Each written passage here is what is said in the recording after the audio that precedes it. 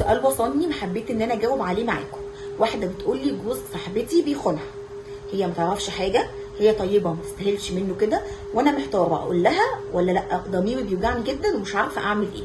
طيب خليني اقول لك ان مفيش اجابه مطلقه باه او لا في الحاله دي، بس في اسئله كده هنسالها لنفسنا عشان توصلنا لاجابه السؤال ده، اقول لصاحبتي ولا لا. 3 اسئله والسؤال الاخير اهم سؤال. طيب اول سؤال، هل صاحبتك عندها القدره ان هي تتعامل مع الادراك والوعي المفاجئ ده؟ ان مش كل الناس بيبقى عندها القدره انها تتعامل مع الحقائق. بالظبط كده زي انسان قرر ان هو اللي قرر ان هو يعوم، فبيرمي نفسه في الميه وهو واخد الادوات اللي تساعده ان هو لو تعثر هيقدر ان هو يطلع من الميه، تمام؟ وبين ان حد تاني قرر ان هو خليه يتعلم العوم، فهو بيقوم ماسكه ورميه في قلب الميه، تمام؟ يقول لك معلش هيعاني ويعافر شويه بس في الاخر هيتعلم العوم. لا، هنا فرصته على النجاه هتبقى ضعيفه جدا، تمام؟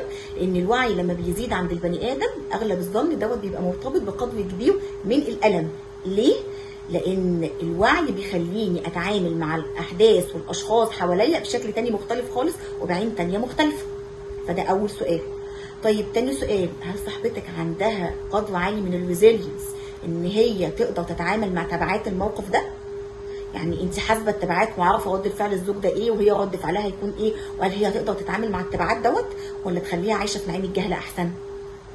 تالت سؤال واهم سؤال، مين قال لك اصلا انها ما تعرفش؟